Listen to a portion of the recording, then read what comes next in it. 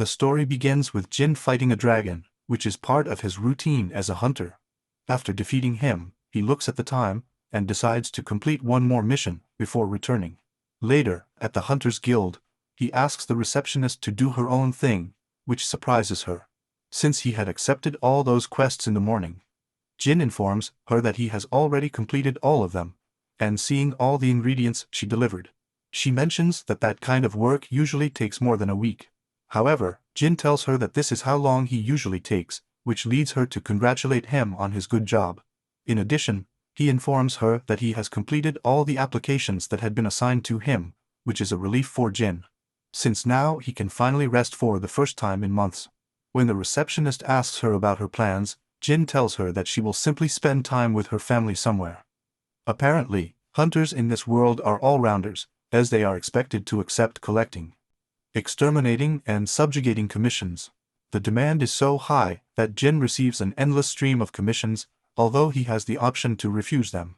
People have to pay a high fee just to ask for their help, so you don't want to leave them hanging. Another reason she works so hard is because she needs the money to support her family, as she has two monstrous gluttons at home. When he gets home, Jin makes sure not to make any noise, and puts the money in the closet, where he is saving it for his retirement. Then he starts feeling bad for the girls, but decides to go out and have a day to himself. Later, he arrives at the perfect place, right under a cherry blossom tree, and broils high-quality meat. It's not long before he enjoys every bite along with some dragon thorn scooping, and comments that this is how life should be. That said, Jin decides to devour some onigiri as well, but he can't hold one in his hands due to how hot it is, and ends up dropping it. The rice ball rolls down the hill, and Jin runs after it like there's no tomorrow, determined not to pass up the opportunity to eat it. He eventually manages to catch her, only to notice a deep hole just below him. As expected, Jin falls into the hole and ends up losing consciousness. Soon after, he finds himself lying on the ground, wondering where he is, and as he looks around, he realizes that all the plants and the landscape are unfamiliar to him. Although he has been a hunter since a very young age, Jin has never seen anything like this. But as a hunter, he is used to unforeseen circumstances, so he decides to find a water source first, and then look for the way back home. Luckily, he also seems to have a return scroll that would take him back instantly, but since they are quite expensive, he prefers to find another option before using it. While going through the forest, Jin hears the sound of a sleeping monster, and it turns out to be a type of dragon that he has never seen before. Knowing that he is a rare dragon that she has not even seen in a book, she decides not to disturb him while he sleeps. Just at that moment, he hears someone screaming, and sees a rather sturdy elf being chased by two strange guys. Jin notices that she is coming towards him, and tries to stop her, warning her that there is a dragon's nest nearby. With tears in her eyes, the elf tells him that she was ambushed by humans. But before Jin can say anything, one of the pursuers puts a sack on her and comments on how difficult it was to catch her. However, when Jin tries to stop them, one of them asks him if he wants to defend an elf, and if he is willing to face a soldier of the Rodonia army. But Jin replies to them to calm down, as they shouldn't be making noise. Unfortunately, it's already too late, the dragon has woken up. Both soldiers get on top and run away, fearing to be devoured. This upsets Jin as they leave after having woken up the dragon. He tries to pull out his sword, only to realize he left it at home. Suddenly the dragon starts to rush towards the elf, and with no other choice, Jin stabs him with a knife he carries with him, and cuts him up and down, finally defeating him. After that, Jin is relieved to see that the dragon had some weak points, and also to notice that the elf girl seems to be fine. He frees her, and just as she is about to thank him, the sight of a man covered in blood makes her faint. Some time later, Ari apologizes for having lost her composure, as she never expected a human to help her. Jin also starts to wonder what kind of soldiers harass people like that, and doesn't understand why he is in a place where elves are attacked by humans. While the dragon meat is being prepared, Jin asks Ari about his injuries, saying that he only has one low-level potion to give him. Ari realizes that nothing hurts anymore and wonders if that's healing magic. Then he panics and asks Jin if perhaps he has discovered a way to use one of the lost arts, healing magic. But Jin denies this and tells him that it is simply a low-level potion that is sold in any store. To his surprise, This is the first time Ari has seen a potion. Jin starts to wonder if this world believes in fairy tale nonsense like magic. He eventually decides to explore a little after getting Ari to safety, and notices that the meat is already ready. So he tells Ari to eat, but before she can even refuse, Jin takes a bite and remarks that the umami taste fills her mouth with every bite, calling it a good prey. Also, he asks Ari if he doesn't like meat, to which she replies that it looks very expensive. Only for him to tell her that it's meat from the dragon he just eliminated. Hearing that, Ari gets scared, and Jin explains that he missed it because it was inside a sack. He also mentions that there is more meat than he can carry, and tells her that she can eat if she wants. However, Ari is excited to learn that there are still monsters in the forest, and tells Jim that he will not eat it, but wants him to sell some of the meat for his village. With tears running down his face, Ari tells Jin that his village is having a lot of problems with food, which makes him stop and realize that he has been devouring the meat in front of a hungry girl. After that, Ari thanks Jin for giving him some meat, and wonders if he's sure he doesn't want anything in return. To which Jin replies that he'll be leaving soon anyway. Besides, he prefers that she enjoys the food to eating it alone. Jin then asks Ari about the forest, since despite being so abundant, they haven't come across any monsters. Ari replies that there used to be a lot of animals, until a big dragon appeared and ate them all. Apparently, it was one of the largest dragons, called Orderin, which has a red body, huge fangs, and scales harder than iron. Rodonia sent waves of warriors to defeat him, but they had no chance and left the forest. Since there were no more animals, the village ran out of food, and now the king does not force them to buy you at an absurd price. Hearing this, Jin remembers that the dragon he killed was also red, and wonders if it was a calf. Ari freaks out at the thought that Sorderin might be having babies. Meanwhile, Jin considers that fighting an adult dragon with his current team would be really difficult. And although he still has the potions and the return scroll, he doesn't plan on wasting such expensive items on something so absurd.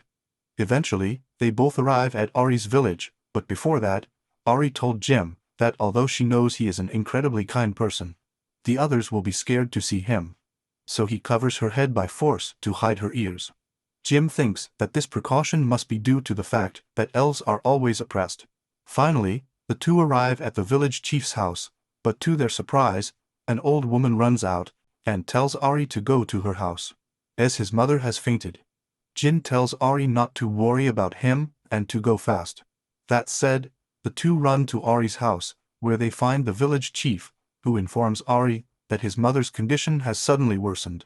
Apparently, someone found her collapsed in front of the door, and she hasn't improved much since then. This makes Ari apologize for leaving her alone, assuring her mother that she managed to get some meat, and that she will surely feel better after eating. Hearing this, the village head asks what exactly Ari is referring to and who is the strong man accompanying her. Ari introduces Jin, telling her that he had a lot of meat, and decided to share some with her, and adds that there is still more in the forest, so they will need a cart to take her to the village. Still worried, the village chief asks Jin how much he wants for the meat, to which he replies that he does not need anything in return, since he is not a merchant but a hunter. To his surprise, the boss does not seem to know that he is a hunter, which makes Jim wonder where in the world he is. However, the village head, Lily, thanks Jim for saving Ari's life, and even giving them food. To which Jim replies that there is nothing to worry about. Lily also mentions that she is very happy that Ari got back safely in time, and thanks Jim again for doing his best. When Jim asks what he means by getting back on time, Lily explains that the doctor said Ari's mom doesn't have much time.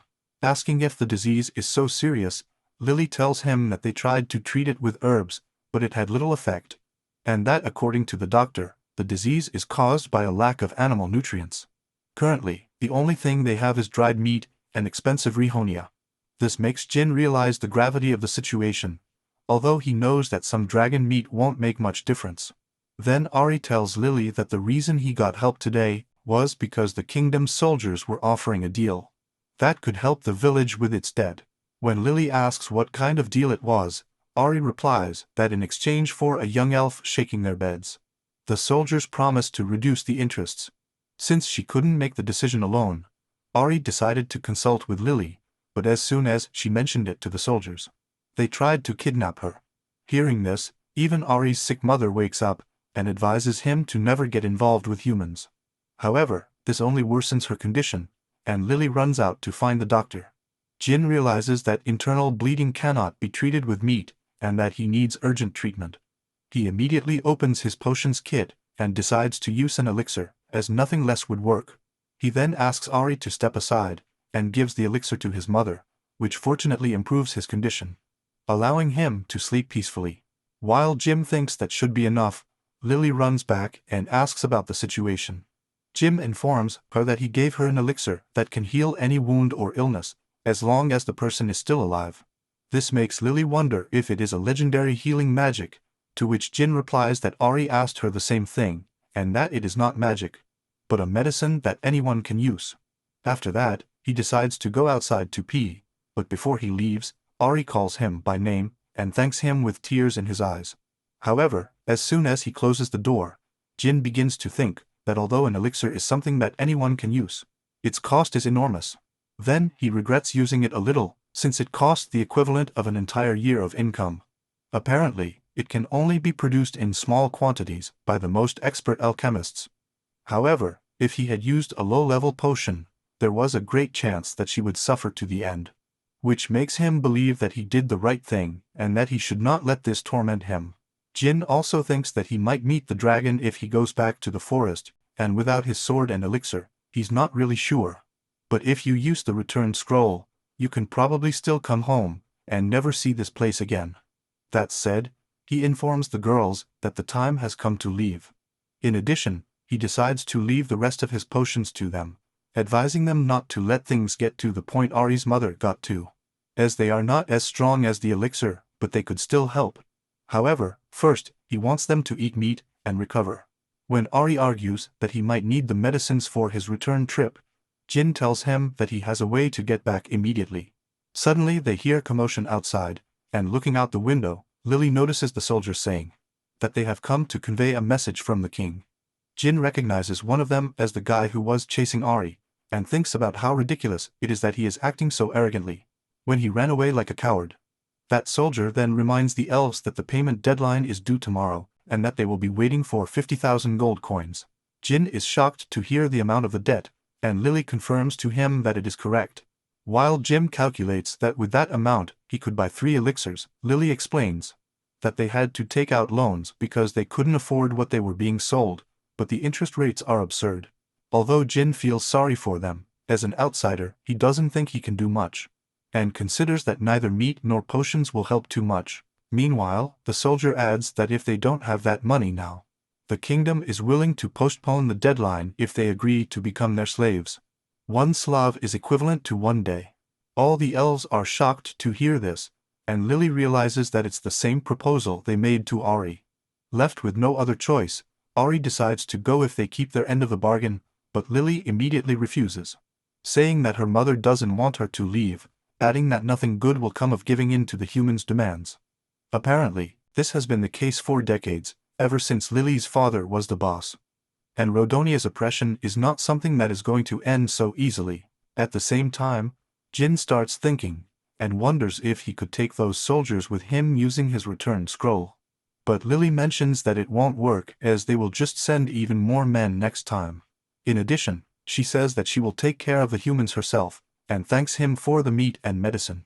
Lily then asks Ari to take Jim out the back exit, and as they drive away, he asks Lily and Ari's mom to stay safe. When they get back to the forest, Ari takes Jin's hood off and tells him to come back if he ever needs anything. That said, he says goodbye, and after advising Harry to stay strong, Jin disappears from his sight using the return scroll. Soon after, he returns to his original world, only to find himself back on the edge of the cliff, about to fall.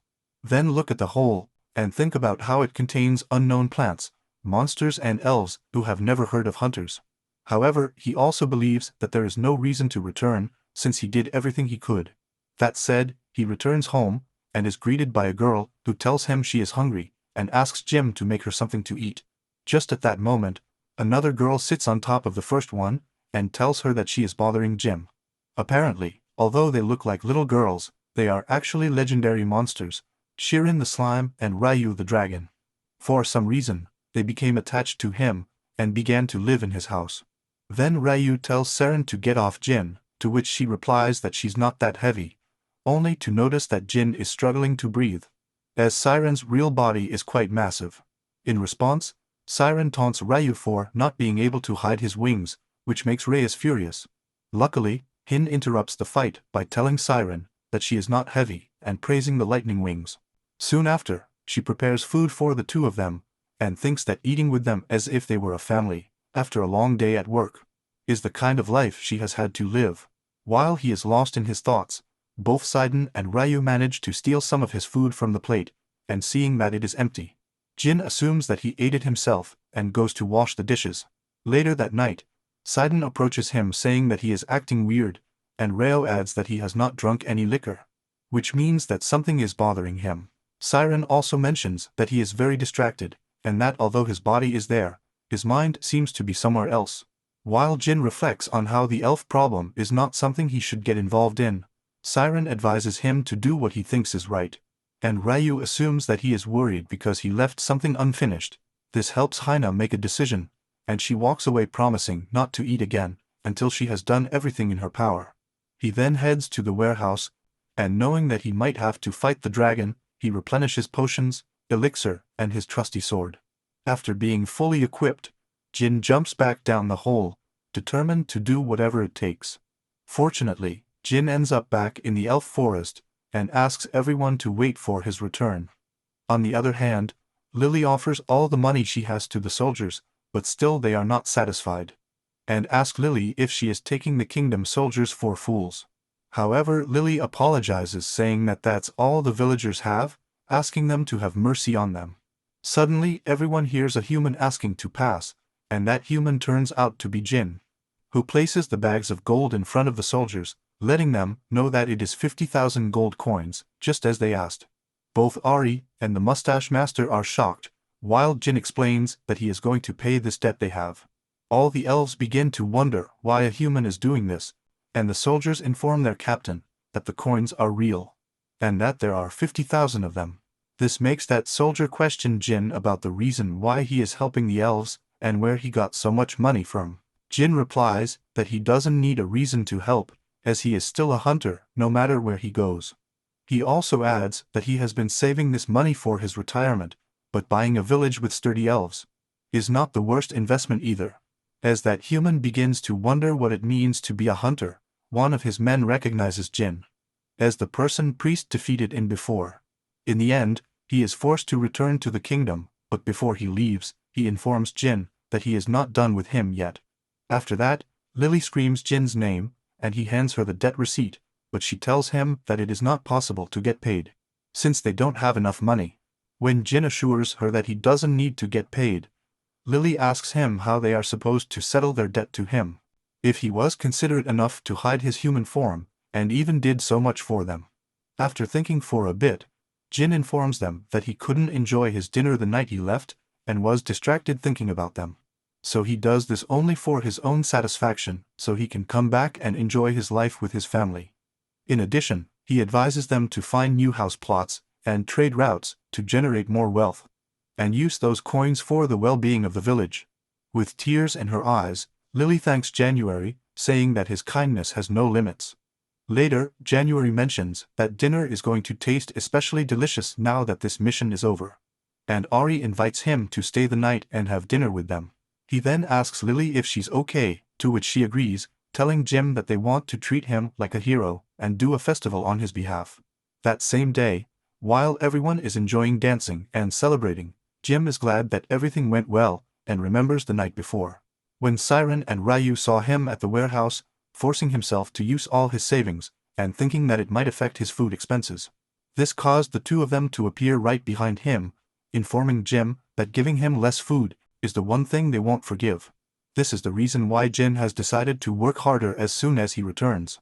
Elsewhere, in the castle of the kingdom of Oronia, the king is frightened to hear that the story of a man defeating Sarodin was not something that the soldiers invented, and his assistant adds that he is the same man who appeared in the village and paid all his debt.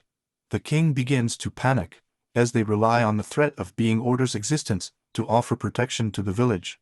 and squeeze them to boost the kingdom's economy. Finally, he orders his men to show the village of the elves, and that man, what happens when they go against the king. His assistant agrees, assuring the king that his men are already on their way, mounting some of his fastest horses. Meanwhile, a fire breaks out in the back of the village, and begins to spread rapidly. Ari tells Jim to escape, but he immediately refuses, saying he's going to help turn it off. At the same time, Lily tells everyone to pray to the water spirits, and with their combined efforts, they manage to use the blessing of the water.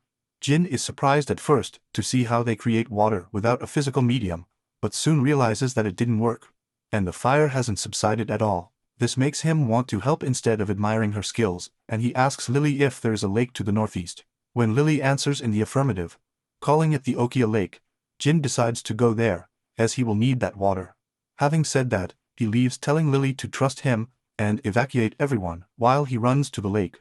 Suddenly, Jin smells something that doesn't belong to the village and notices two knights on their horses running away. He wastes no time and runs after them, managing to open one of the barrels they are carrying. As expected, oil starts coming out of the barrel, which makes Jin wonder why they are fleeing the village, spilling oil everywhere. The knights panic and decide to leave the barrel so Jin won't follow him anymore. Realizing that he has no other choice, Jin decides to head to the lake, believing that with this amount of water it should be enough. Jin then dives into the lake, and calculating that the village is about 35 meters away. He begins to change the direction of the water flow using his sword, managing to send a large amount of it towards the village. Thanks to their efforts, it starts raining in the village, which puts out the fire, causing everyone to celebrate, and Lily to wonder if Jin did this. He is also relieved to see that the smoke is clearing, and before long, Ari arrives and informs Jin that the rain put out the fire, and that everyone is safe.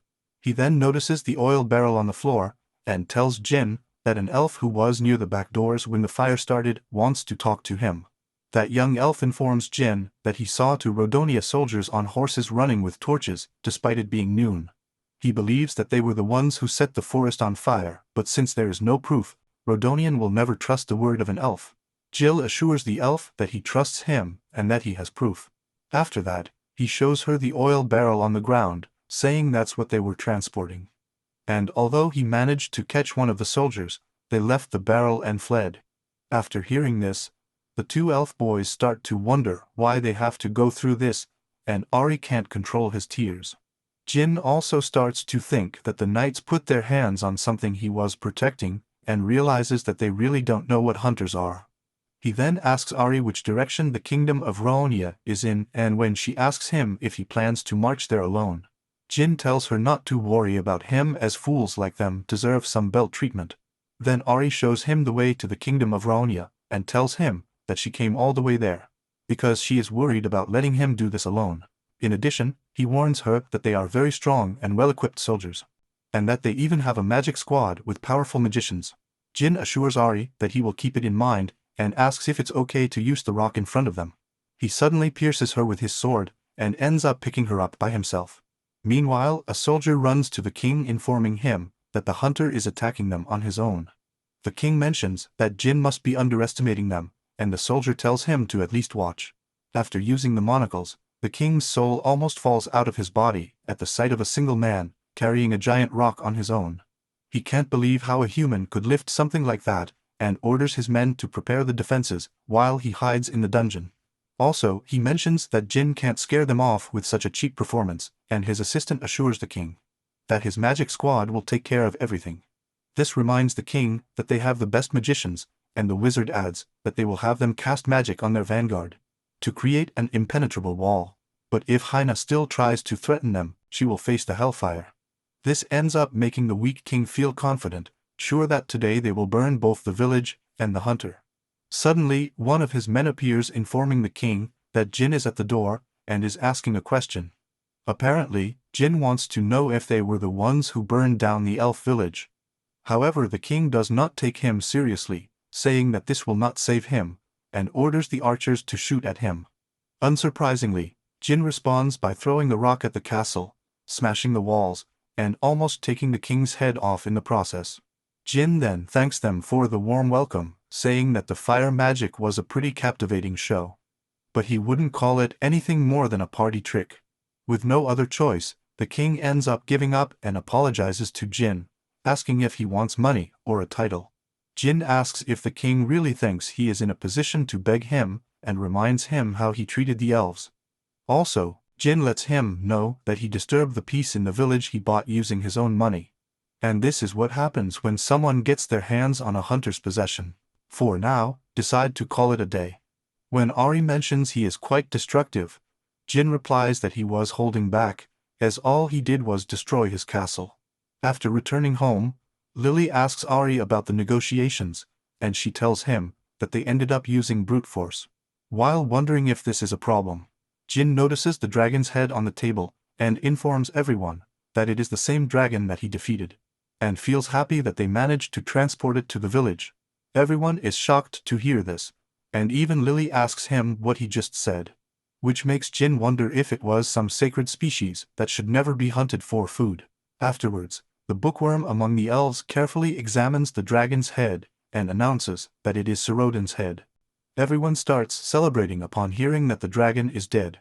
While Jin gets to thinking if that little dragon really was the so-called massive dragon that everyone was worried about, he begins to feel ashamed for having cared about him, and is grateful for Lily, who mentions that the village will be able to live in peace from now on, and that although it will take time, the forest ecosystem will also recover. Seeing this situation makes Jin think that all he did was run and eliminate a bunch of monsters, which is similar to his usual mission. But since he made the others happy, he counts it as a good vacation. That said, Jin decides to return to the girls waiting for him at home, but is interrupted by Ari, who informs him that he has a request. After that, Aldia organized a big farewell party, and he came back with a return scroll, but this time it was not empty. When he gets home, the girls get excited and Sidon runs to greet him, only to stop halfway and start screaming, asking who that is. Apparently, Jin brought Ari with him and informs the girls that she is going to live with them, adding that she is from distant lands, asking them to teach her everything necessary. Jin then introduces them to both Siren and Ryu, but they don't seem very happy about this and ask Jin if that girl is his fiancée.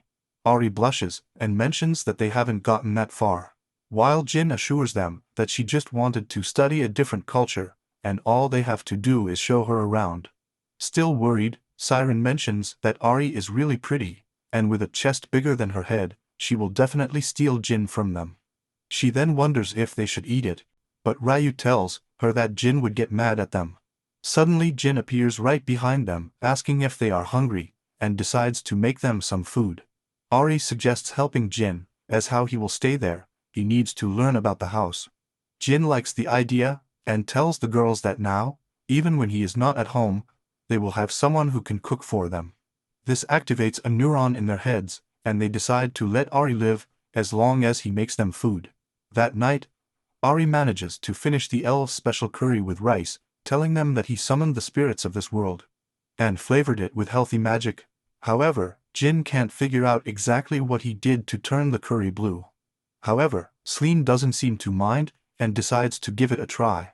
As soon as he takes a bite, Siren sees a divine flash and falls to the ground, while Ryu runs to get a potion.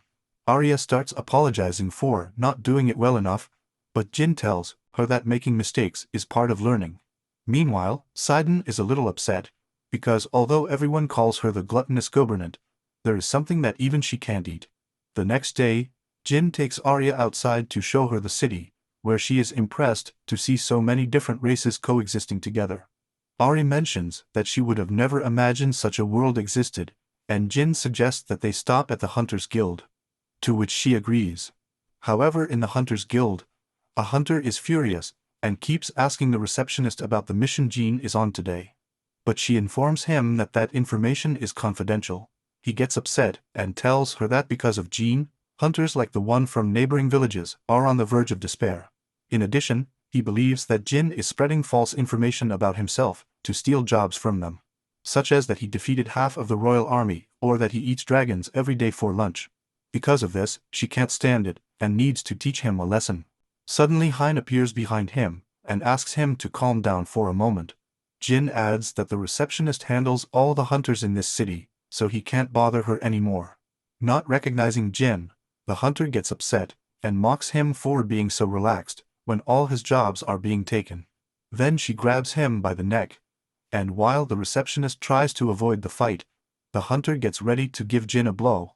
However, Jin easily dodges the blow and kicks him in the legs, causing the hunter to fall and crash into the nearby supplies. The receptionist mentions that this was completely unnecessary, since she could have done it outside. To which Jim replies that he didn't have to think.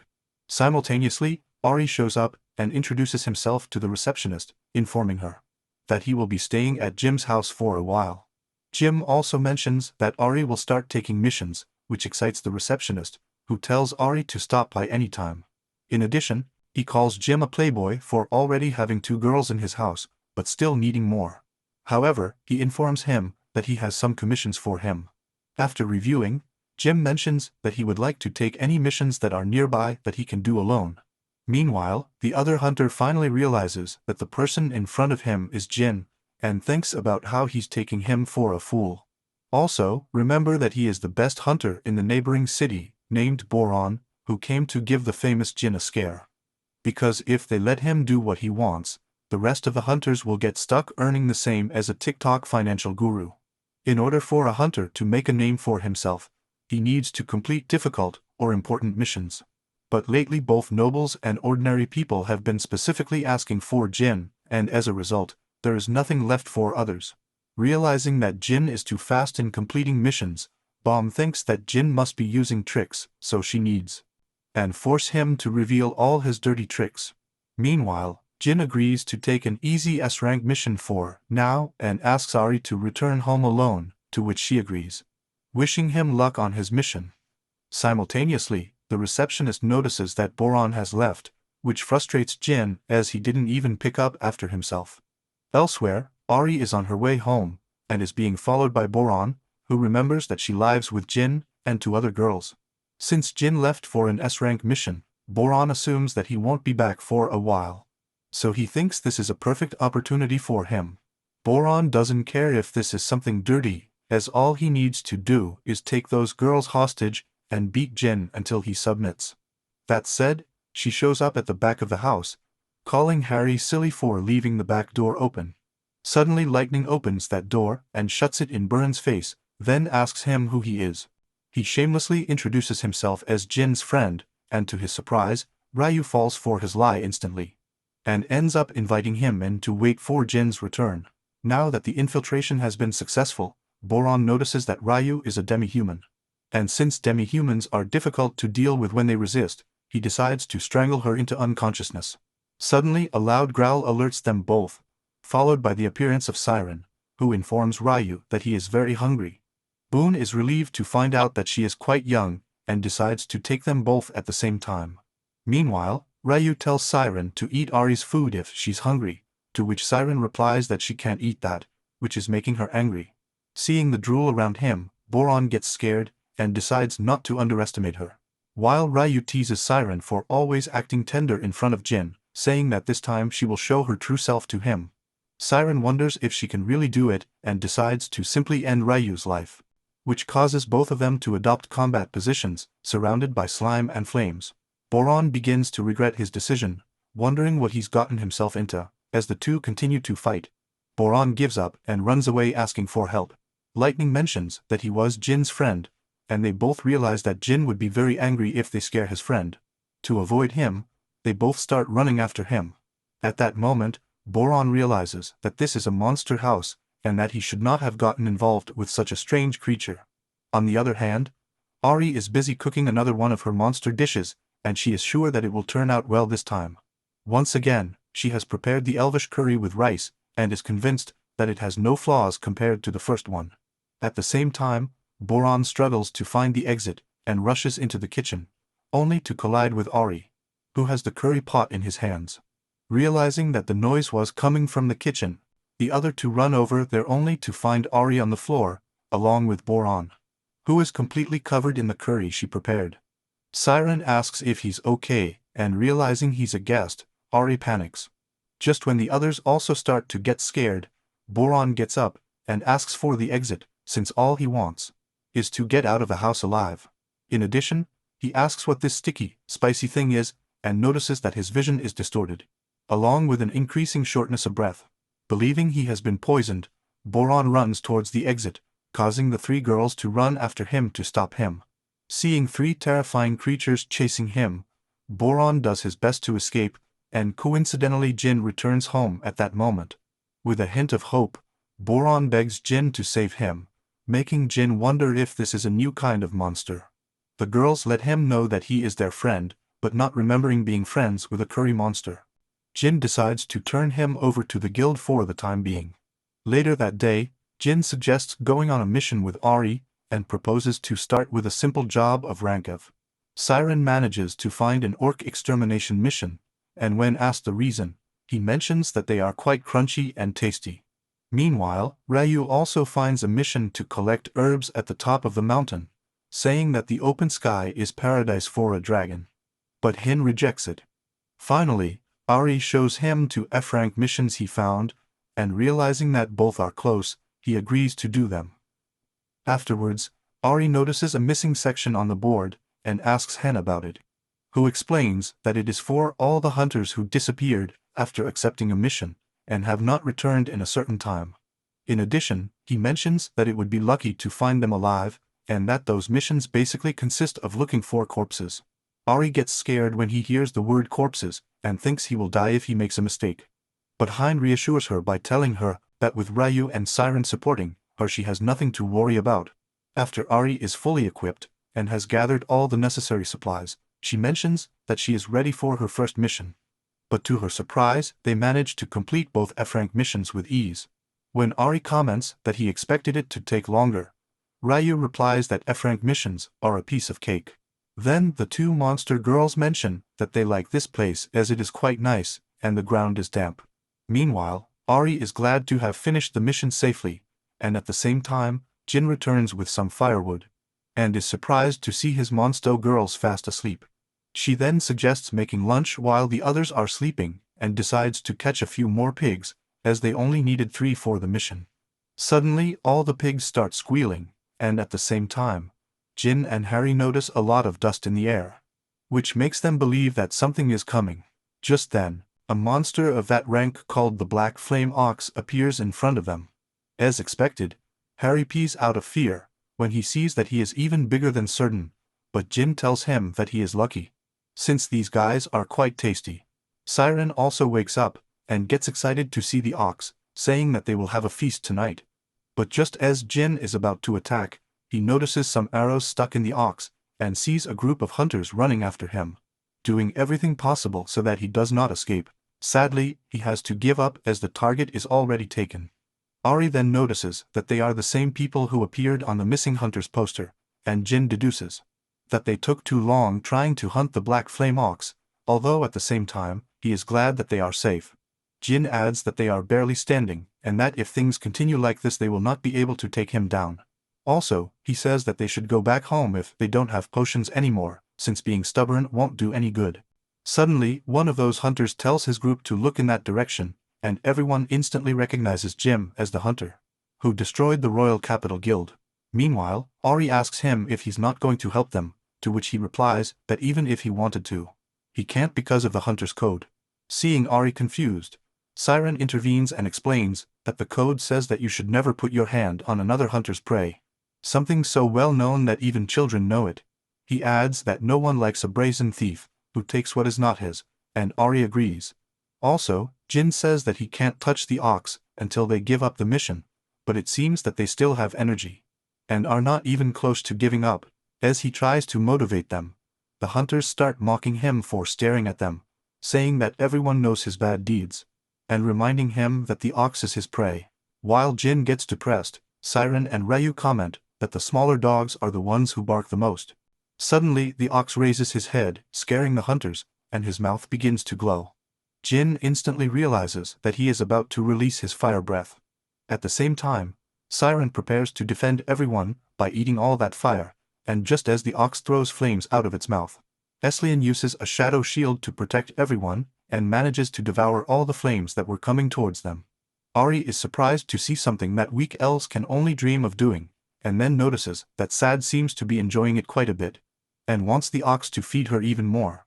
Mentions that Sidon is doing well and wonders about the other hunters, to which Ryu replies that they are blocking him as well. But his shield won't hold for long. Meanwhile, those hunters realize that they are not ready for S-rank missions, and assume that the time has come to watch the end credits. Ari also starts to panic, and Jin tells her that knowing your limits and when to retreat is a vital skill for any hunter. But unfortunately those hunters don't seem to have it. Seeing the flames, Ari remembers the elves who were turned into rare steak by the village fire, and ends up asking the water spirits to lend him their power. She then runs towards the fire, completely ignoring Eslian's warning not to get out of her shield. But she keeps running, convinced that she won't lay a hand on their prey, as her powers wouldn't even be able to scratch him. Arriving behind the four, Ari lets them know that she will protect them with her water magic and create another water shield on top of the physical shield, but at the same time warns them that they must think of something, since she will not be able to resist for long. The hunters start to panic, wondering what they should do, when suddenly Jin starts walking towards them with a shouting or farmer pose and asks if he can keep that walking piece of meat, as they are very hungry. This takes the hunters by surprise, who start looking for the role of the mission. Meanwhile, Lightning mentions that the fire breath is finally over, but Sleene knows that the next attack will be even stronger. As expected, the ox starts charging towards them at full speed, and the hunter who managed to find the mission papers begs Jin to help them, giving him permission to keep the ox. Upon seeing them deliver the mission to him, both Ari, Siren and Ryu are surprised, while Jin mentions that although they took his, that was all he needed, now the ox of the Black Flame belongs to him. Jin jumps at the ox that lunges at the hunters, and with a single blow to the throat, manages to knock it down, leaving the hunters speechless as they could not believe that a single blow was enough. Both Siren and Ryu hug him for securing the meat, while Sari also seems glad that the mission is complete. Then Ryu wastes no time, and starts to cut it up, while Siren immediately decides to store it inside herself, using her internal storage ability to preserve the meat. Reo comments that those hunters ran away without even thanking Jin, to which he replies that at least one of them apologized. And that's enough. He adds that making mistakes is the way novice hunters grow up, and Siren mentions that Ari went a little overboard too. Lightning comments that she thought Ari was crazy when she ran out, but Siren argues that at least she managed to contain the flames. He also calls Jin a softie for not helping, despite having his sword drawn and everything, saying that the same goes for Ari, as he even gave his potions to the hunters without keeping any for herself. However, Jin believes that it was thanks to Ari's selfishness that they managed to dispel the hostility, and that allowed the others to ask for his help. Back at the guild, they deliver everything that was asked to be collected in the F-rank quest, and Ari gets compliments from the receptionist for having done a good job, although she is not so sure of herself, as she feels that she only depended on others the whole time. Siren laughs and decides to forgive Ari this time, pointing to the receptionist, who stays in Zook.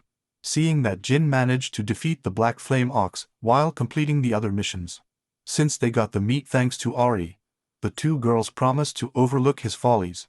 Then, the receptionist informs Jin that the guild master wants to talk to him. After telling the girls to go ahead without him, Jin asks Ari if he's okay, to which she replies that yes, he recovered with a potion he had. Later that day, Jin meets with the muscular guild master named Tarman, who greets him enthusiastically. When asked if he always trains with those weights, Tarman mentions that those muscles have to be worked after so much paperwork. That said, Darman cuts to the chase and informs Jin that they have received a special rank mission for him. However, Jin does not seem very happy, since such missions involve never-before-seen monsters and national security issues, which can be quite problematic. Darman asks him if he is not interested, and when January confirms it, Darman tells him that he has already set foot inside that mystery. Later, January returns home and apologizes for taking so long, saying that steroid addict talks too much. Ari then mentions that tonight's dinner is especially fancy, and January agrees, saying that today they celebrate Ari's first successful mission. While the others do not waste time and rush to eat meat, Jin starts drinking and remembers his conversation with Tarman, who asked Jin about his retirement savings. With some hesitation, Jin told him that he recently made a major purchase, which led Tarman to advise him to start saving. Since there's one thing he can't fight against, old age. Jim agrees, saying that every day he notices his hairline receding and wonders how much longer he will be able to keep working as a hunter. That is the reason why he has decided to keep working while he is still fit, so that he can protect these carefree days with everyone. Tarman then stands up saying that Jin is more mature now than before, and tells him that's the thing about age. However, Tarman suggests returning to the topic and asks Jin if he knows about the magic dragon Sarodin, adding that he heard Jin had been researching it in his library. In addition, he mentions that the name of Sarodin appears in an ancient manuscript of the kingdom, and reassures him that he will not inquire about how he came to know that name, nor will he report it to the king. Still, if Jin is already involved with the big tome, Tarman thinks he should at least hear what the mission is about. That said, he informs her that mysterious giant holes have appeared all over the kingdom, and the king is desperate to find out what is going on with these wells. Jin assumes that they want to throw the problem on him, and wonders if the hole he fell into is one of those mysterious wells. At the same time, he is aware that if the king does not already know about the existence of these holes, the next natural step for his greedy king would be to invade the world that is on the other side. Back in the present, Jin tells everyone that they need to talk, as Tarman told him about a new mission, but he's not sure what to do, as it's nothing like what they've done before. Earlier, he asked Tarman for more details about the mission and was told that this special rank mission involves more than just an investigation. Apparently, there are currently 5 holes that have appeared, and the kingdom has already sent many hunters. But the results are discouraging. Jin realizes that they didn't come back, and probably couldn't even use the return scrolls. Tarman adds that the investigation is just a facade, and that the king wants the hunters to eliminate whatever is on the other side, due to the prophecy of the Great Tome.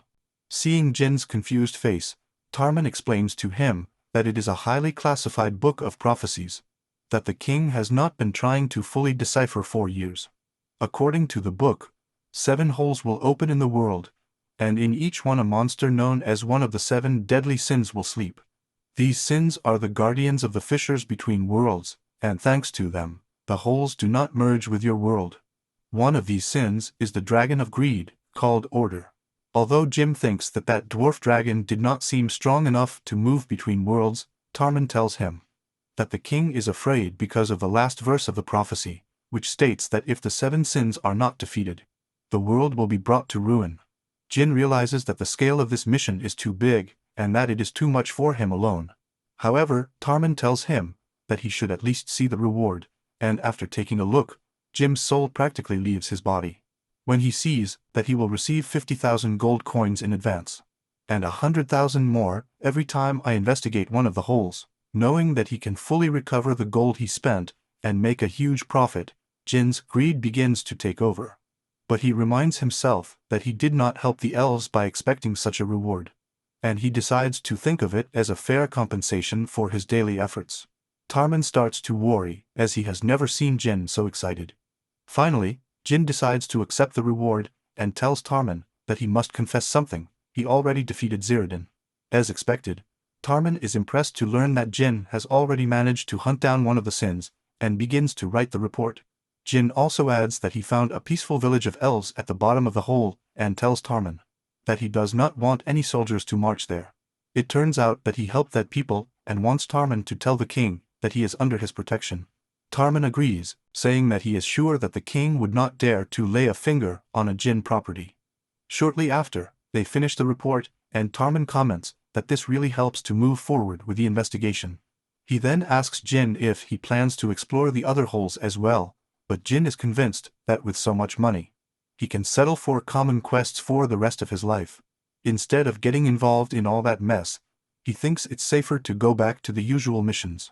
Tarman replies that as a guild master he couldn't be happier that he's cleaning up the village quests, and asks if that's really what he wants. In addition, he reminds him that Jin has already proved that the return scrolls work once the sin of the hole is defeated, and that now the Re will not throw even more money to attract hunters to the holes, but all of them will perish, as they are not as strong as Jin, and Tarman believes that a hunter like him should keep all the wealth, fame and accolades, and that he should be more greedy for the sake of everyone. Jim responds by telling Tarman that he is really trying to upset him today, and having said that he finally decides to return to the house. The girls also agree to go, and begin to wonder how the other sins will taste. When Jin asks Ari, she mentions that although it seems dangerous, there could be others fighting like the elves, and she would love to go help them. The next morning, the four arrive at the base of the Ranya mountain, and take a look at the other hole. After holding hands, they all jump into the hole together. Then the four of them find themselves falling from the sky. Just at that moment, Ryu transforms into a dragon, allowing everyone to ride on his back safely. Ari asks her if that's her real shape, to which she replies that her real body is much bigger. Meanwhile, Jin also praises Ryu for saving their lives, as he didn't think they would emerge so high in the sky. Both Zen and Ari start mentioning how hot it is, which leads to Reo commenting that the whole earth is covered with lava. Jin wonders how they will get information about Sin, since he doesn't see any creatures there. While Ari adds that this world is filled with a lot of mana. This makes Jin wonder if mana is what she needs to perform magic. Just then, Ryu interrupts, informing Jin that there is an area of vegetation beyond the lava. Deducing that there must be people there, he tells Ryu to land, to get some water, and start the search.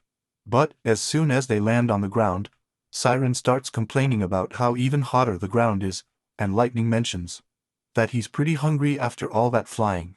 When Jin asks Ari if she's okay, she replies that she doesn't get along with the heat, but something mysterious is giving her strength, which must be the mana. After walking for a while, Jin realizes that he can hear a stream nearby. Following that direction, they discover a huge water source in the middle of a desert land, which contains cold water. Also, Jin notices an old building nearby and wonders if it's some kind of ruin. However, Ryu mentions that it looks like a shrine, and a well-maintained one. Suddenly, a group of people armed with guns arrive and surround Jin, asking who he is and where he came from. One of them, a pointy-eared guy, asks Jin if he is a henchman of John the Demon, saying that he will not allow him to touch his sacred ground. But before he can respond, they ask him to put his hands up and kneel down, warning him not to do anything reckless or he will be dead. Noticing their blue eyes and beautiful fins, Jin realizes that they must be water spirits, and that the source must be important to them. However, he assures them that they are not enemies, but before he can finish, both Lightning and Siren use their powers to restrain those people. Siren doesn't beat around the bush and starts to hang the girl, which makes her debated. However, when Jin asks them to stop, as they cannot attack the natives, they both remind him that they were the ones who attacked them first. And besides, they are quite hungry. Meanwhile, those men start mocking the girls for taking Refine hostage, calling them cowards. Heen tries his best to make them understand that this is a misunderstanding, when suddenly another person appears, asking everyone to calm down. That person turns out to be Bad, the head of his village and father of the girl Sidon is hanging. He mentions that Jin and the others do not seem to be of this race and questions the purpose of their arrival. Jin replies that they only came to get some water during their trip and are not looking to fight. Also, he asks Sidon to let Rafini go and asks Ryu to do the same. Morrow replies that they are a proud tribe of Aginas and are currently preparing for a battle to protect this land. He adds that they claim not to have heard of John the Demon. They should leave this place while they can, as the battlefield will not be so kind to them. While Jin is somewhat taken aback to hear about the battle, the three girls seem excited for the upcoming fight. When the Hunjins begin to question why they are so excited, Jin introduces himself by saying that he is a hunter from a distant kingdom called Rural. But, unsurprisingly, Makaro has never heard of such a kingdom. Jin then informs him that he has only one goal, to defeat one of the 7 sins that will bring disaster to these lands, and deduces that the demon they are talking about is probably the being they plan to defeat. When he suggests joining forces, the Hundi begin to hesitate, prompting Arya to comment on how they don't seem to trust him at all. But Jim can't blame them, since the 4 of them arrived suddenly, and he began to think about how he should approach this matter.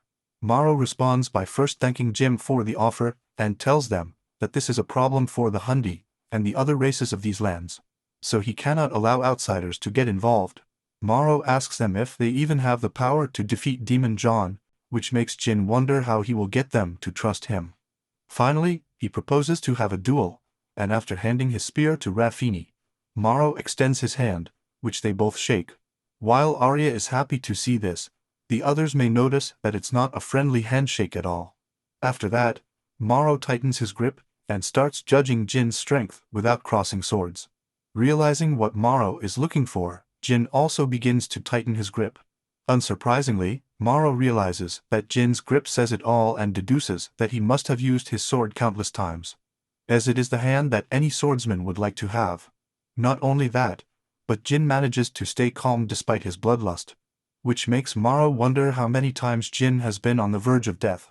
To everyone's surprise, Morrow gets down on one knee and asks Jin to lend them his strength, to which he immediately accepts. After ordering everyone to put down their spears, he takes them to his village, which Ari finds really nice. But Refine mentions that this place has completely dried up and informs them that he will take them to the main state. In addition, he apologizes for what happened earlier, to which Jin replies that they appeared suddenly and it's natural, since they are prepared for battle. Just at that moment, the girls approach Rafini and introduce themselves. Rafini then mentions that she has experienced firsthand how strong they are and pleads with Jin to help her people. At the boss's house, the girls start complaining about how thirsty and hungry they are, and luckily, Makaro brings them very cold water, informing them that this place used to be full of water. But one day, a disaster struck his village when John the Demon appeared before the salamander race, and their peace ended. When Jem asks if salamanders are fire spirits, Makaro answers yes, saying that there used to be 4 races: the hinds, the salamanders, the spirits of the air called sills, and the spirits of the earth called gnomes. For generations, they lived in unity, but suddenly, John the Demon appeared before the salamanders, and with a powerful spell, covered the earth with lava, urging the salamanders to eliminate the other races. Because of this, the salamanders destroyed his sacred water shrine, and now almost no water comes out of it. After that, the 3 remaining spirit races united to eliminate John. But although they managed to break through the defenses of the City of Fire and reach John's castle, it was completely surrounded by gigantic fire golems, and the 3 races were completely destroyed. Although they managed to escape without casualties, the gnomes saw their equipment melt away, and the seal's magic was ineffective, forcing them to abandon the elimination force and flee. Although it was a difficult decision, Morrow believes it was the best chance they had to keep their breeds alive. When Jem asks why she didn't run away, Morrow replies that they are water spirits, and without a water source like the shrine, they can't move anywhere. This makes Jin realize that the situation is worse than he thought, and he is interrupted by Saren, who mentions that he is very thirsty. Morrow decides to bring more water, but Jin asks him not to and tells Saren to hold on a little longer. However, she mentions that her throat is drier than your direct messages, and reminds her that slims are mainly composed of water. Fortunately, Ari tells her that he can conjure water for her, and that she can make as much water as she needs, with the blessing of water. But Jin asks her to stop, and asks if she is sure to tell the Hunjines about her magic, to which she replies that it is okay, as she wants to help. That said, he offers to make water for the townspeople as well, and after receiving Jin's permission, he uses the blessing of the water. But to his surprise, the amount of water turns out to be unexpectedly high, which causes him to drown the father-daughter duo as well as Jin. The boss's house, a 3MP session starts to appear, while Harry can't figure out why the water won't stop. Fortunately, Zyron manages to swallow all the water, and after they finish cleaning, they notice Carol lying on the floor, in shock. Jim asks if she's okay, and Ari starts apologizing, but all she says is water goddess, which confuses both of them. After that, he gets up and grabs Ari's hand, saying that the water goddess has come to his rescue.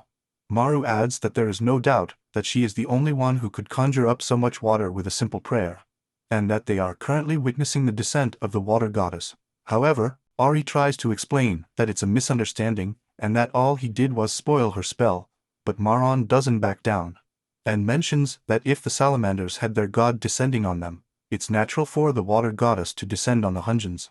He then asks Refines, and also considers it a miracle, to which she replies in the affirmative, adding that Ari seems a little too calm to be a goddess.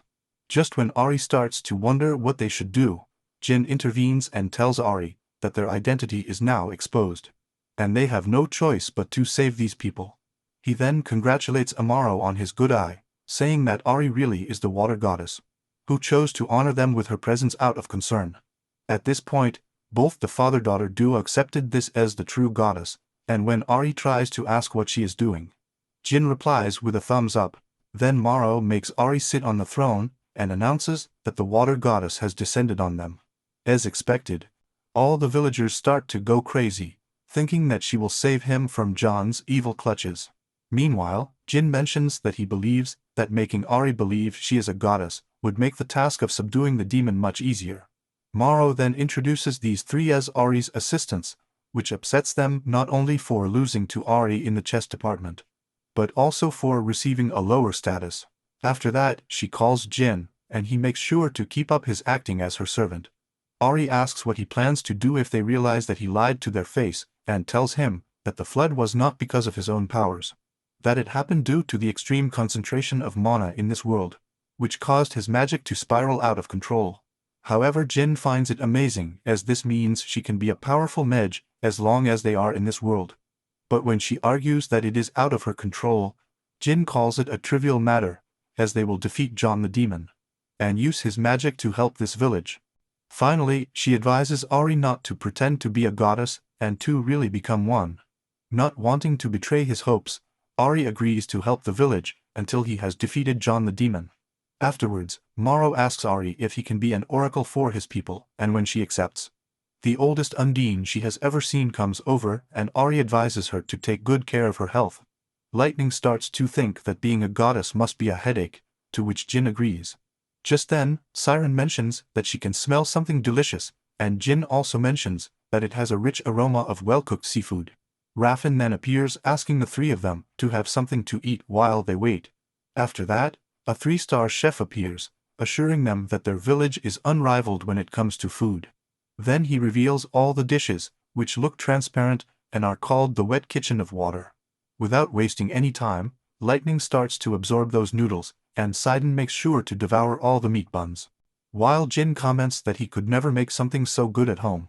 After finishing their portions, they mention how delicious it is and notice Ari looking at them, which makes Jin reassure her that they will save something for her. The next morning, the three of them are waiting for Ari's arrival, and Jin mentions that he should be arriving with Maro and the others any minute now. It's not long before Ari shows up sitting on the palanquin, shaking like an old washing machine. Finally, they lower the palanquin, and Ari comes out, still dizzy from the trip. The two girls comment on how harsh that treatment was for a goddess, while Ari suggests proceeding with the ceremony. Later, Maro shows Ari the shrine, where an endless stream of water used to gush. But the salamanders destroyed it, and now the holy water has almost stopped flowing. Ari deduces that there used to be a magic circle there that should be able to summon water continuously by combining earth energy with mana, but since a part of the building was destroyed, the energy circulation has been interrupted. However, if they can restore the cycle, the water will start flowing again. Hearing this, all the Hunjins get excited. Meanwhile, Ari asks to raise the pillars, and for the priests to recite the invocations. In addition, he asks Jin and the others to relax, to which they agree, and tell him that he is quite reliable, which makes him blush. Then he remembers how he was able to listen to everyone's feelings, and with the lava approaching, he would like to solve the water problem. At the same time, he does not want to reassemble that palanquin, which motivates her to finish this quickly. That said, start praying, and fill the magic circle with mana. Verla Razara Se Quemaro asks everyone to cheer Ari up, and everyone starts screaming and dancing, assuring her that they will continue to support her with their ancestral dance. Terrified by her performance, Ari decides to end this quickly, and seeing everything that has been happening, Siren mentions that she is glad that she was not chosen to be the goddess. Not long after, Jin shows up, and when Ryu asks him if Ari is okay, he agrees, and mentions that once people have their water, they must defeat Sin, and for that they need information about the demon. Suddenly, he notices a fisherwoman nearby and decides to go and see what's going on. He then calls her, warning her that this place might flood soon, to which she responds by asking him to let her stay a little longer. He then notices the fish he has caught, and when that person asks him who Jin is, he introduces himself as an ordinary older man, making it clear to him that he is not a mundane, as they have fins on their ears. Jin deduces that he must not be a Hundine, to which she feels, saying that he just came to see what was going on with the whole fight. Also, he mentions that the lava will swallow up this place soon, and that if all the Hunjins die, he won't be able to see them anymore. So he wanted to do it while he could. This makes Jin wonder if it is a salamander, but she disagrees, telling Jin that it is quite close. He adds that the Yuns will not die, as he himself will defeat John, the demon. In addition, he assures her that she will be able to come and visit them when the battle is over. Just then, he notices that the water level is rising, and realizes that the sanctuary has been restored. That girl also starts to walk away, telling Jin that he won't be able to defeat John the demon, as he's just an average older man. After returning, Ryu asks him about that person, and Jin replies that it was one of the salamanders. When she asks him why he let her go, Jin replies that she was just a young girl, and that salamanders are also victims of John's manipulation. On the other hand, Ari is tired after restoring the shrine, and all the villagers thank her. Both Zen and Ryu also praise her, while Maro suggests making another big festival to celebrate, but Ari is too tired to go through all that again, and ends up losing consciousness. Later that day, Maro asks if the water goddess will be okay, and Jin tells her that she is tired after using a lot of water, and that she is currently resting in the mansion while they talk. After that, he suggests getting back on topic, and asks Maro about the route they took the first time they tried to attack John. Maro mentions that they had to take a detour due to the lava, which exhausted their resources and endurance. Having said that, Jin asks to borrow one of Maro's people who knows the surroundings well, and when he asks the reason, Jin replies that he is going to subdue John, the demon, tomorrow. Jin adds that John is a highly intelligent monster who is currently covering the world with lava to create a battlefield where he can't lose. In addition, Jin is sure that he is also sending spies to see if any of them are planning a surprise attack. Surprised, Maro asks if John is spying on them, and Jin agrees, telling him that before the spies return, and the place is swallowed by lava, he needs to defeat John.